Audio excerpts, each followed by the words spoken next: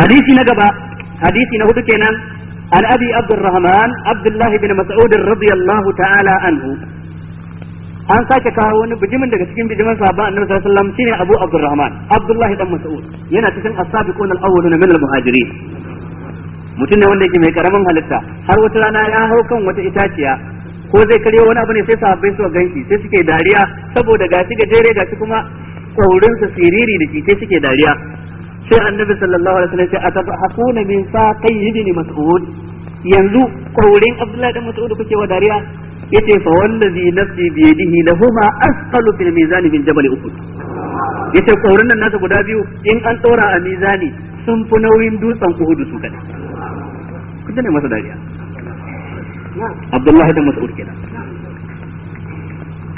mutumin da annabi ce karanta mun qur'ani inji annabi ce yace ai kai aka saukarwa ya annabin Allah yace ni aka saukarwa amma ina so in ji shi daga wajen wani karanta mun inji ya karanta masa suratul nisa'i har ya zuwa fa kaifa yazaji ina min kulli ummatin bi shahidin wa wajina bika ala haula'i shahida kaga mutum ne mai falalakin Abdullahi ibn Mas'ud yace haddathana Rasulullahi sallallahu alaihi wa sallam wa huwa as-sadiq al-masduq yace manzo Allah sallallahu alaihi wasallam ya ba mu hadisi ya ba mu labari wa huwa as-sadiq shi annabi ko shine as-sadiq mai gaskiya cikin dukkan al'amuran da yake yi ko ya faɗa al-masduq wanda yake kuma abin gaskatawa wajibi ne musulmai su gaskata shi kala yace da mu inna ahadakum yujma'u khalquhu fi batni ummihi yace inna ahadakum lalle kowane daya daga cikin ku yujma'u khalquhu ana tara halittarsa fi batni ummihi a cikin mahaifiyarsa 40 yawman nutfatan tsawon kwana 40 yana matsayin dugon mani kwana 40 ثم يكون علقة مثل ذلك sannan kuma ya canju ya zama gudan jini misal zalik kwatankwacin wancan dai kenan kwana 40 na biyu mun samu kwana nawa kenan 80 wato yana matsayin gudan jini thumma yakunu mudghatan misal zalik sannan ya canji ya zama to tsoka ita ce mudgha gurgurdan yadda mutum zai iya sawa a baki ya tauna misal zalik shi ma kwatankwacin wancan kwana 40 mun samu kwana nawa 120 thumma yursalu ilayhi al-malak sannan sai a aiko masa da mala'ika bayan ya yi kwana 100 da nawa da 20 wata nawa kenan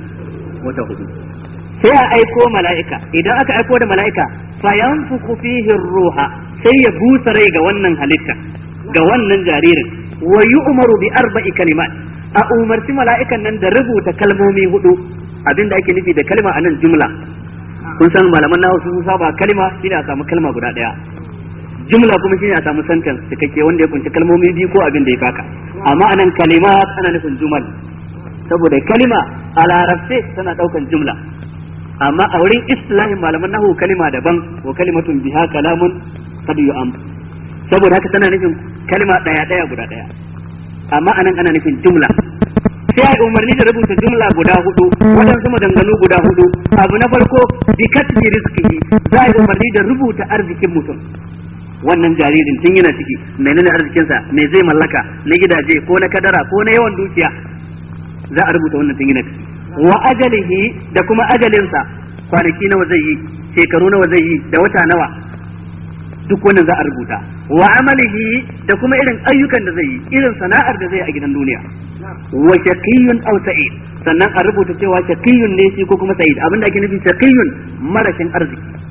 ma'ana matalaucin lahira Allah tsare mu da talaucin lahira sa'id ko mai arziki na lahira ke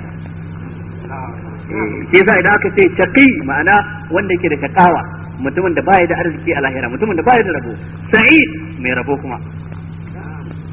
to za a rubuta duk wannan ko a ce shi wani kaza ne ko a ce kaza ne yace fa wallazi la ilaha ghairuhu a wani riwayan fa wallahi allazi la ilaha ghairuhu na rantse da wanda babu abin bauta sai shi inna ahadakum la ya'malu bi amali ahli aljanna lalle dai daga cikin ku da zai iya zama yana aiki irin na yan aljanna hatta ma yakunu bainahu wa bainaha illa zira har ya zanto ba abin da ke tsakaninsa da aljanna din nan sai zira'i daya fa yasbiqu alaihi alkitab sai rubutun can da aka riga aka yi sai ya rigaye shi fa ya'malu bi amali ahli an-nar sai zo da karshe ya aiki irin aikin yan wuta fa yadkhulaha sai ya shige ta wa inna ahadakum kuma lalle ɗaya daga cikin ku la ya'malu bi amali ahli an-nar da zai yi aiki irin aikin yan wuta hatta ma yakunu bainahu wa bainaha illa zira har ba abin da ke tsakanin shi da ita sai zira'i daya fa yasbiqu alaihi alkitab sai littafi ya rigaye shi fa ya'malu bi amali ahli aljanna sai ya zo aiki irin na yan aljanna fa yadkhulaha to sai ya shige ta abinda ake nufi yasbiqu alaihi alkitab ay yaghlibu alaihi alkitab sai littafin sai rinjaye shi rubutun kan da aka yi tun yana ciki sai ya rinjaye shi sai ya zo ya aikin da shi aka rubuta to zai shiga cikin masu irin wannan aikin to shine malamai suka ce abinda wannan hadisi ke nunawa idan ka ganka ayyukan da'a kana aiki na da'a ka roki Allah dorewa har ya zuwa mutuwa akan wannan aikin dan karka baka san karshen rayuwa ba al'amalu bil khawatim kullum ba farkon ba karshen ba girin ba tayi mai wai kula ta sace kalangugo tace ba girin ba tayi mai saboda haka ba farkon ba karshen abinda kake yi na farko ka roki Allah dorewa akai har ya zuwa ga mutuwa shi yasa annabi ke cewa Allahumma ya muqallibal qulubi thabbit qalbi ala dinik ya Allah mai tabbatar da zukata mai wato mai jujjuya zukata tabbatar da zuciyata akan addininka kar ya kasance na canja bayan Allah na gari suke ta rabbana la tuzigh qulubana ba'da idh hadaytana ya Allah kar ka karkatar da zukatan mu bayan ka shiryar da saboda ka yin aikin kirki jiya yau ka zo ka rusa shi ka yin aikin kirki bara a bana a yau ka zo ka rusa shi gobe kuma ka tsira rayuwarka Allah ya tsare mu saboda haka kullun ka ganka aikin alheri sai ka rinka yawa kanka addu'a cikin dare in ka daga hannunka sama kafin ka ambaci kowace bukata ta ka ta duniya ka roki Allah dawwama akan musulunci ka roki Allah mutuwa bisa ga imani dan duk abin da zaka samu shirme ne matukar baka gama duniya lafiya ba matukar mutum bai tuka da imani ba yayi hasara ta karshe wanda babu hasara bayan ta saboda haka kafin ka roki komai ya kasance ka roki Allah dawwama akan tafarki na musulunci ka roka mu kanka ka roka mu dukkan musulmi yan uwanka sannan kuma idan mutum yana aikin barna kar ya bai tsammani yace to ai yanzu ne zan aikin barna iri kaza yanzu kila ko na tuwo ba za ka karba ba Allah ce la taqnatu min rahmatillah inna Allah yaghfiru dhunuba jami'a innahu huwal ghafurur rahim la ta'asu min rauhillah innahu la ya'asu min rauhillah illa alqaumul kafirun ba a san ka bai tsammani di yawan zunubin ka tuba zunubi na karshe shine shirka idan mutum yayi tuba kuwa Allah zai canja munanan ayyukan su zaman to kyawawa to saboda haka wannan hadisi abin da yake nuna wa kenan waɗansu kuma suka zo wajen annabi suka ce da shi in dai ya zanto an rubuta komai tun mutum na ciki to me yasa za a sami aiki a kyale mu tsaya kan rubutun da aka yi tun muna ciki sai annabi ya ce i'malu fa kullum muyassarun lima khuliqa la ku je ku yi aiki kowanne a sannu za a karkatar da shi zuwa ga abin da aka rubuta shi akai ku dai ku yi aiki kar ku daina ku ci gaba da aiki saboda haka za ka kafa hujja ne da abin da Allah ya ce ba abin da Allah ya riga ya rubuta ba dan abin da ya rubuta ya baka labarin ya rubuta amma ya faɗa ma inda ya rubuta ka amma a harshen alkur'ani mai girma ya ce kai sallah ya ce kai zakka ya ce kai imani ya ce kai kisa samu iyaye to sai ka bi wannan umarnin na qur'ani dan shine tabbas da kai ake wancan rubutun ku labari aka baka an rubuta baka san ba a ina kake ina fata an fahimta dan kar mutum ya shagalar da kansa da wancan a so ake ka shagalar da kanka da wannan wanda kake fahimta wanda ake maka magana kai tsaye aqimis salata liduluki shamsi ila ghasaqil layl wa qur'an al-fajr inna qur'an al-fajr kana mashhuda wannan umarnin da ake maka kai tsaye shi ake so ka bi ka kyale wancan rubutun da aka yi saboda haka abinda wannan hadisi ke nuna sannan wannan na nuna matakan halittar dan adam mataki nawa matakin farko dugun mani mataki na biyu shine me ya zama me gudan jini sannan kuma me ya zama tsoka sannan abu sarai kaga matakai guda hudu kenan ma'ana wannan na nuna cewa dan adam a ciki baya zama dan adam sai ya kai wata nawa 4 sannan da yake zama dan adam amma a wancan lokacin duk waɗansu zango ne na 1 da na 2 da na 3 ba a riga an busa rai ba shi yasa malaman fiqh suke da bayanai a wancan babin dangane da wanda yayin yunkurin zubarwa da mace cikin ta ko yadda ke ta har cikin ta ya zube akwai fatawarsu idan ba a kai wata 4 ba akwai fatawarsu in an kai wata 4 saboda sun ce in ba a kai wata 4 bai riga ya zama rai ba in an kai wata 4 fa ya riga ya zama rai sai dai akwai wani hadisi cikin sahih muslim wanda ke nuna a cikin 42 ubangiji na umartan mala'ika ya sawwara halittan dan adam taswir na halitta to shi sa wancan hadisi sai ya zo ya zama alkaka yakan wannan hadisin ya za ya hada su sai wadanda suka ce ai tan taswiri aka ce ba busa rai ba taswiri daban busa rai daban taswiri daban busa rai daban amma a wadansu ayoyin sai aka nuna wajen matakai guda 7 ake bi wadansu kuma suna nuna guda 5 a ƙarshe da yanka ba za ka samu sun kai 7 walaqad khalaqna al-insana min sulalatin min tin matakin farko kenan ko thumma ja'alnahu nutfatan في قرار مكين ثم خلقنا النطفة علقة فخلقنا العلقة مضغة فخلقنا المضغة عظاما فكسونا العظام لحما ثم أنشأناه خلقا آخر فتبارك الله أحسن الخالقين. mataki guda nawa kenan? Bakwai. Wannan hadisi ya kawo guda hudu. Ashe sai ka dauki nan, ka dauki can, ka dauki can, sannan sai ka hada dan adam gaba daya. In ka dauki wuri dai ba za ka iya hadawa. Sai ka leka can, ka bi can, me aka ce a can, me aka ce a can, nan sai ka hada gaba daya. Hadisi na biyar wanda akan sa zamu tsaya shine hadisin wato ainihin Aisha radiyallahu ta'ala anha. Al-hadithul khamis an ummil mu'minina أم عبد الله عائشة رضي الله عنها قالت قال رسول الله صلى الله عليه وسلم من أحدث في أمرنا هذا ما ليس منه فهو رد. رواه البخاري ومسلم. وفي رواية لمسلم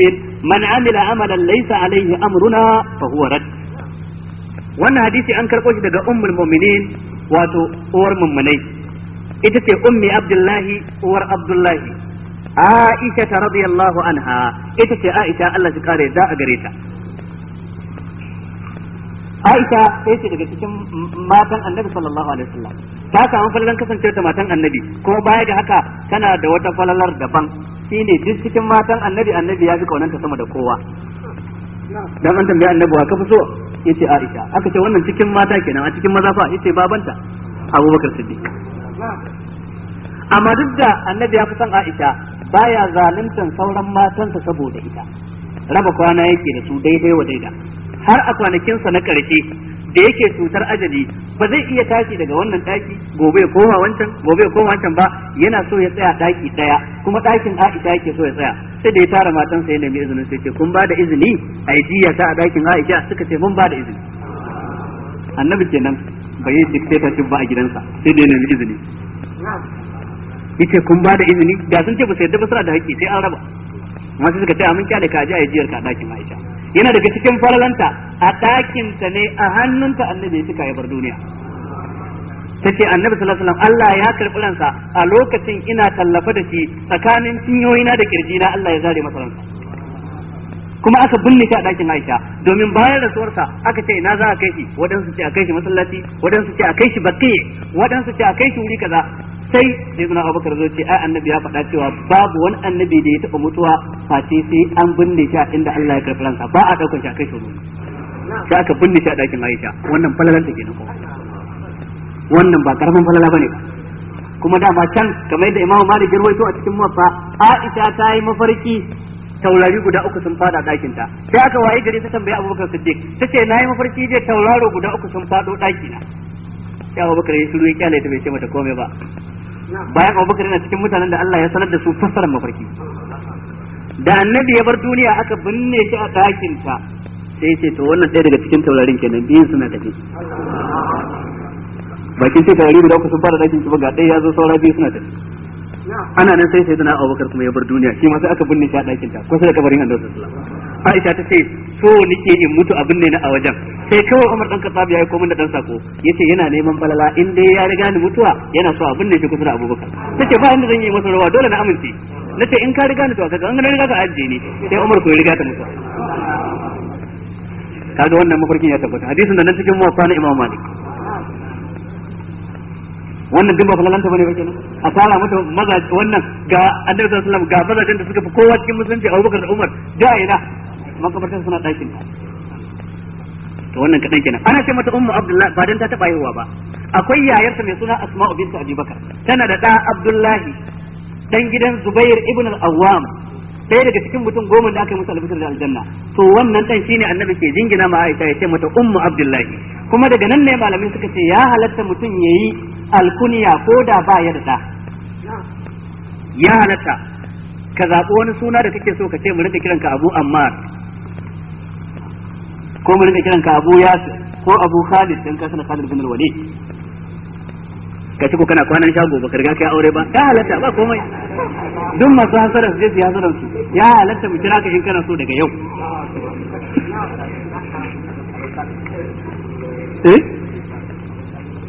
Abul Qasim Annabi ya ce ku sa sunana amma kar ku yi alkunya da alkunyata dan alkunyar Annabi ne Abul Qasim yace kar ku cewa wani Abul Qasim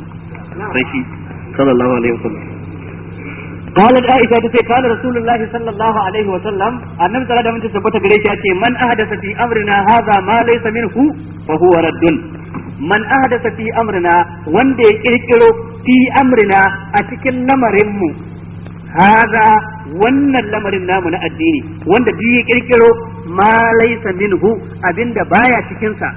yazo ya tuta shi a ciki fa huwa raddun to za a mayar masa da kayansa kaga al'amru anan gurin annabi na nufin musulunci fi amrina haza wanda ya kirkiro wani abu cikin lamarin mu na musulunci malami sabin abin da baya cikin musulunci sai ka kirkiro ka kawo shi Aisha ta ce annabi ya ce fa huwa raddun sai aka kawo masdari amma ana nufin ismul maf'ul ne yana nufin fa huwa mardudun amma sai aka kawo kalmar radd wanda tana nufin mayarwa ba wai abin mayarwa ba shine ma mayarwar gaba daya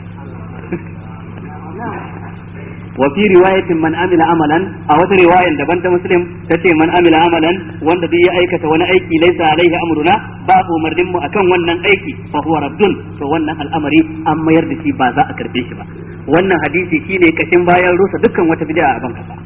duk abin da yake bid'a ne wannan hadisi ya rusa shi abin da duk mutum ya gina shi akan bid'a Allah ba zai ba shi lada ba dan ba ma za a karba ban tana magana ba da lada fa huwa raddun kawai aka ce kuma a nan gurin akwai waɗansu wanda za su zo wajen maganan bid'a sai su ce to ai idan ka ce kar ai bid'a yanzu kenan kar mu shiga jirgi kar mu shiga mota kar mu hau keke kar mu hau mashin kar mu yi amfani da speaker ko amplifier kar mu yi amfani da dukkan wani abu kirkira dan su ma waɗannan ababai bid'o'i ne a lokacin annabi babu su wata ansa zaka baki sai ka ce da shi da ka taka waɗannan al'amurra da ka zana addini ne su ba addini bane ba wani abin ne na bukatan rayuwa annabi kuma ya rusa duk abin da yake sunansa menene addini yace man ahdatha fi amrina haza wannan haza din isharatun ila maza isharatun ila dini isharatun ila islam babu wanda zai ce idan na hau mashin daga nan gurin na tafi da maturu ladana bai kai wanda ya hau mota ba wanda ya hau mota gingimari ta katako ladansa bai kai wanda ya hau fijo ba wanda ya kai fijo ladansa bai kai wanda ya hau bambalasta ba ko wanda zai faɗa haka ai ba ayyukan lada bane ba wannan bukatunka da na duniya wannan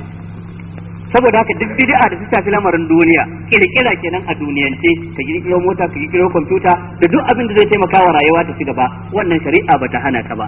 amma kirkira ta fuskar addini ka ƙara ko ka rage ko ka kawo wani abu da sunan falala ko wata sallah ko wani zikiri ko wani salo na hailala ko wani salo na istighfari to wannan shine bid'a wadda shari'a ta rushe dan annabi sallallahu alaihi wasallam kamar yadda ya tabbata cikin sahih muslim an zo an tambaye shi ga waɗansu mutane suna yin kilili ga dabino su dauki idan dabino ya huda su tsaga shi su dauko irin su sa a nan gurin dan ya bayar da da sai annabi ce wannan zai amfani ai ba zai amfani ba sai sahabbai suka ce ai mun shayi ko yana amfani sai ce kun shayi yana amfani suka ce to ku kuka bi ni sanin lamarin duniyar ku je ku kayan ku wannan ba halalla bane ba istighfari bane da haka ba sa jiran sai annabi ya bada umarni kafin su je su duk abin da gwaji ya tabbatar da yan an hada kaza da kaza zai bayar da kaza yan hada sinadari da kaza zai bayar da kaza sinadari da kaza zai bayar da kaza wannan a duniyar ka je kai tayin kirkirar ka ba hana ka ba amma a cikin lamarin addini dole ka bi wa ma atakumur rasulu fakhuzuhu wa ma nahakum anhu fantahu ko babu wata bid'a mai suna kyakkyawa dukkan bid'a bata ce kullu bid'atin dalala kar ka taba tsammanin akwai wata bid'a sunanta mustahabbiya ko bid'a mustahsana ko bid'a kyakkyawa wannan duk raba-raba ne wanda ya fara kawo shi a cikin duniyar ilimi shine Izzuddin bin Abdul Salam wanda shi kira sultanul ulama a cikin littafin sa qawaidul ahkam fi masalihil anam dan shafi'iyya ne kuma to a wurin sa Imam al-Qarafi ɗaya daga cikin malaman malikiya yayi karatu sai ya dauko wannan abu ya rubuta cikin littafin sa to a cikin wannan tunda shi dan malikiya ne sai Usman bin Kutambo shi kuma ya dauko cikin littafin wannan Imam al-Qarafi shi kuma ya sa ana shi to na faro maka daga asalin wanda ya fare dan sai Usman dan fure daga karshe ya ciro daga cikin littafin wadancan dan karka ce ka gani a cikin littafin sai Usman bin Fodiyo ihya usna wa kamal bid'a ta akwai bid'a mustasana a karba tun daga can sama wanda ya fare Izzuddin bin Abdul Salam an mayar masa da martani wanda ya mayar masa da martani kuma dan malikiya ne shine Abu Ishaq Shatibi a cikin littafin sa al-I'tisam yayi ragarga da wannan batu ce babu wata bid'a mai suna mustasana kullu bid'atin dalala yace wannan kullu dun baqiyatun ala babiha la yadkhuluha tafsir abinda muka faɗa zama daidai Allah shi ba mu lada akai wanda muka yi kuskure ko tuntuban harshe Allah shi yafe mana wa sallallahu wa sallam wa baraka ala nabiyina Muhammad wa ala alihi wa sahbihi ajma'in wa assalamu alaikum wa rahmatullahi